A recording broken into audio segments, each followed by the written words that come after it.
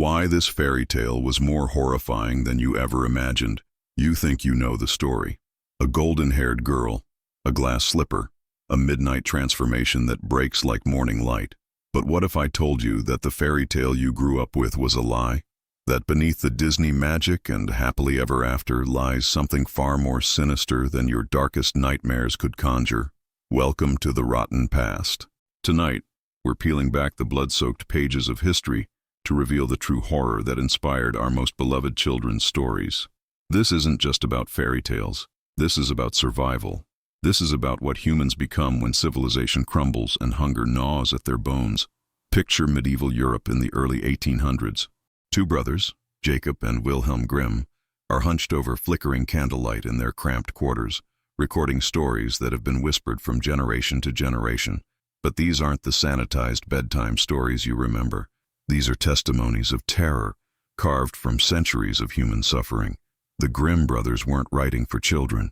They were preserving the dark soul of German culture, collecting tales that reflected the brutal realities of medieval life. Stories born from famines so devastating that parents made choices no parent should ever make. Stories where the line between victim and monster blurred until it disappeared entirely. Let me take you back to the original Cinderella, not the Disney princess in her ball gown, but Aschenputtel, a name that translates to ash fool. Picture this.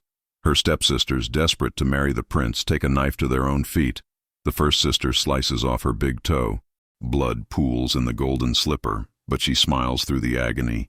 The second sister cuts away her heel, the blade scraping bone as she forces her mutilated foot into the shoe. The prince, somehow blind to the crimson trail they leave behind, loads each bleeding woman into his carriage. It's only when magical birds begin singing a warning song that he looks down and sees the truth. His carriage floor is awash with blood, but the horror doesn't end there.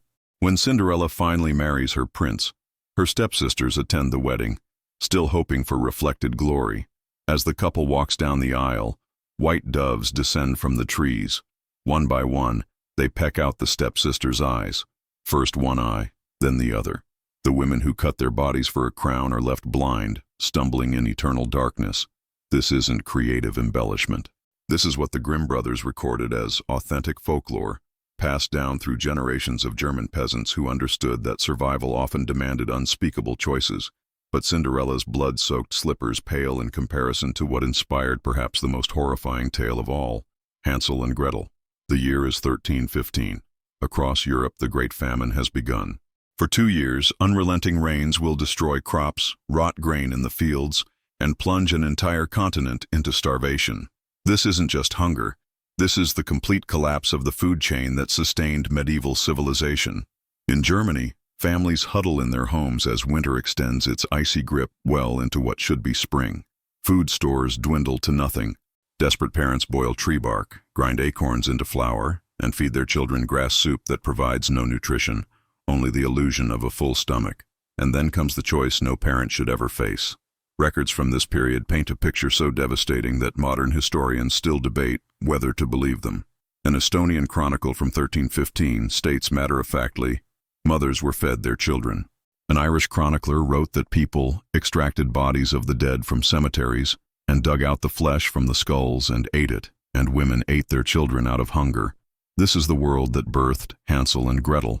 Not a charming story about a gingerbread house, but a testimony to what happens when civilization strips away and reveals the animal beneath the human skin. In the original Grimm version, there is no wicked stepmother. There are simply parents, biological parents, who can no longer feed their children. The mother, practical and cold, convinces the father that their only hope for survival is to abandon Hansel and Gretel in the forest. Better that wild animals should kill them quickly than that the entire family should starve slowly. The father protests, but hunger has a way of eroding moral certainties. He agrees. Twice they lead their children into the woods. Twice they leave them to die. The second time, when Hansel's trail of breadcrumbs is devoured by birds, the children truly become lost. For 3 days they wander, growing weaker, until they stumble upon something impossible, a house made entirely of candy. But here's what Disney never told you. That house isn't magical. It's bait.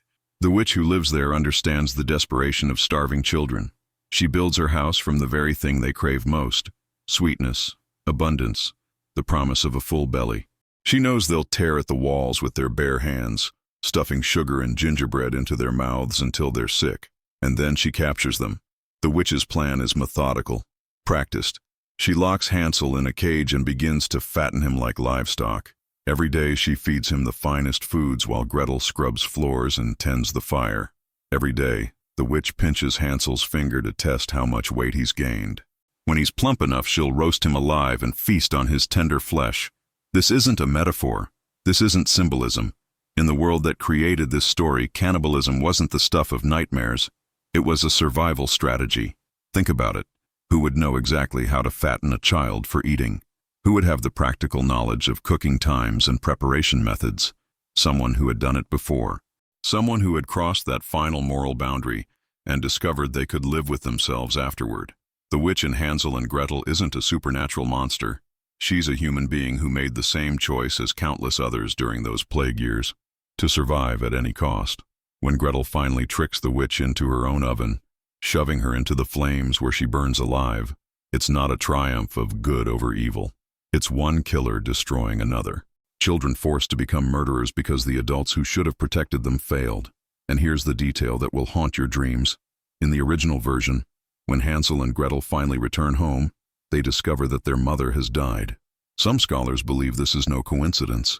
They theorize that the mother and the witch are the same character, that the woman who abandoned her children to starve became, in their trauma-scarred minds, the monster who tried to devour them. The psychological horror runs even deeper. These stories weren't cautionary tales about stranger danger.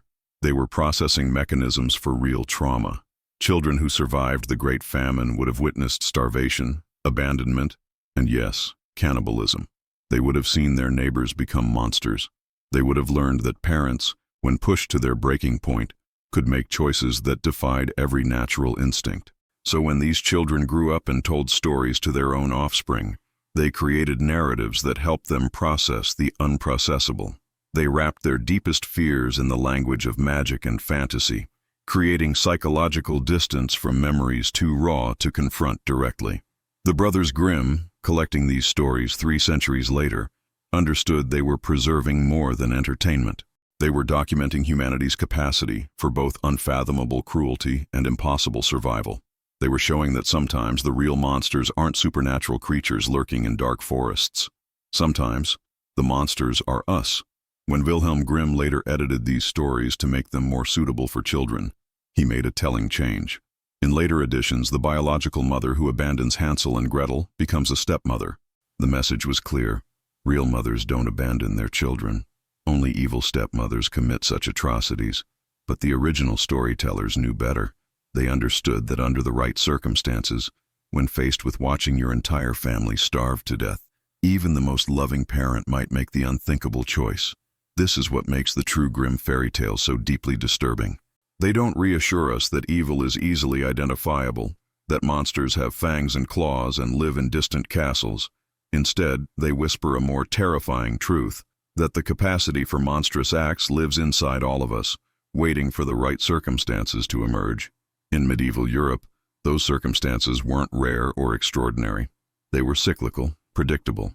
Every few decades, crop failure or plague or war would strip away the thin veneer of civilization and reveal what humans become when survival is no longer guaranteed. The fairy tales we sanitized and Disneyfied were originally survival manuals, passed down through generations of people who had lived through humanity's darkest hours. They were instructions for recognizing when the world was about to collapse, and for understanding that in such times, the normal rules no longer apply. Tonight, as you tuck your children into bed with their picture books full of singing mice and fairy godmothers, remember this: the stories that became their bedtime tales were once the nightmares of children who lived through real horror. Children who knew that sometimes mothers abandon their young, that sometimes neighbors become cannibals, that sometimes the only way to survive is to become the very monster you most fear. The brothers Grimm preserved these stories not to terrify future generations, but to ensure we never forget what we're capable of when civilization fails. They understood that the real horror isn't in the fantastic elements, the magic mirrors, the talking animals, the houses made of candy. The real horror is in the recognition that these stories, stripped of their magical elements, aren't fantasy at all. They're history. And history, as they say, has a way of repeating itself. The next time you hear a fairy tale, listen carefully to what it's really saying. Because beneath every happily ever after lies a truth too terrible to speak aloud, except in whispers, passed from one generation to the next, wrapped in the protective language of once upon a time. Some truths are too dark for daylight, but in the shadows of story, they endure forever.